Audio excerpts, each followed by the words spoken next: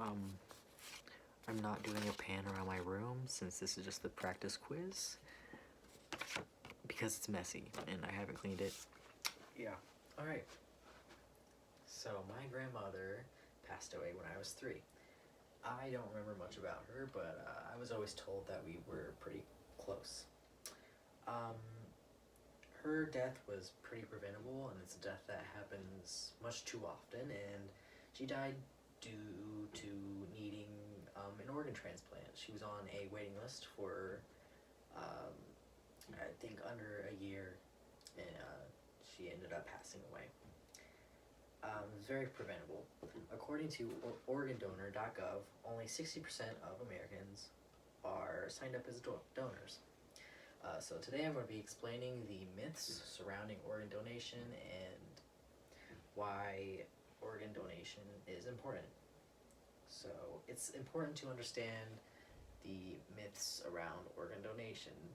These commonly prevent people from donating. So the biggest myth is that if you are an organ donor, the hospital, like say you get into like an accident, the hospital won't try their best to save your life because they want your organs. And that's just not true. So evidence to prove against this is something called the Hippocratic Oath. So according to dnaz.org, this is one of the oldest binding documents in history.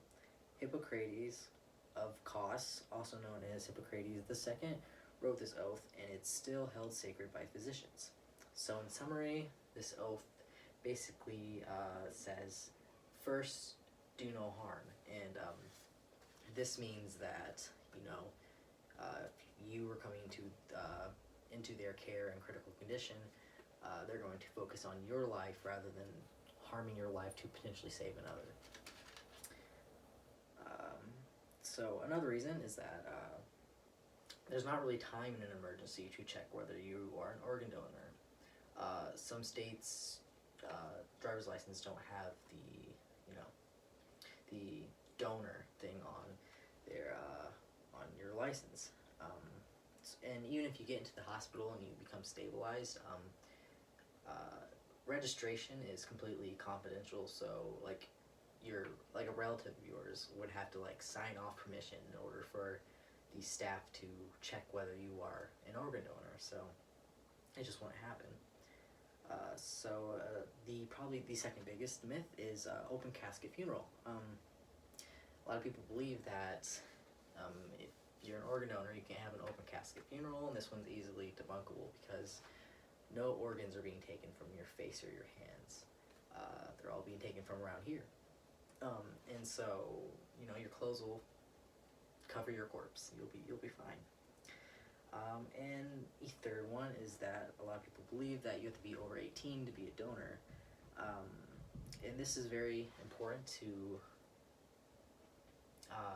teach people because a lot of the times when people are offered the choice to become an organ donor, it's when they're getting their driver's license. And if a teenager didn't think that they could have been an organ donor, they wouldn't have thought it through. And getting the question, do you want to donate your organs?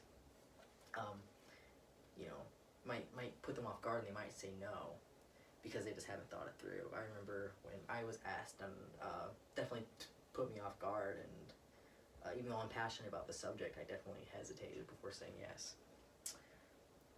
Alright.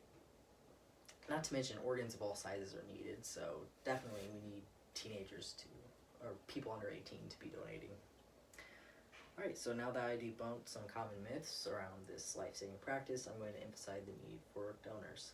So according to AmericanTransplantFoundation.org, liver and kidney disease kills over 120,000 people a year, which is more people than Alzheimer's, breast cancer, or prostate cancer. So these high numbers are obviously concerning because these are statistics that are competing with one of the deadliest diseases ever, which is cancer. This could affect many of us personally as we, age. As many people live with liver and kidney problems and don't realize they have these problems until it, it starts to take a toll on their lives. They start getting symptoms. And at that point, you don't have as much time, you don't have like an ideal amount of time to get a donor once it's already starting to affect your life. Also, according to AmericanTransplantFoundation.org, one deceased donor can save up to 8 lives. 8 lives is a lot. Today alone, about 20 lives have died due to the organ shortage. Those are lives anybody could have easily saved with the simple choice that wouldn't have affected their life at all. If everybody donated, the fear that many people endure on a waiting list could potentially be eradicated in the future.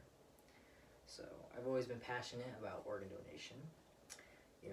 My grandmother died from it.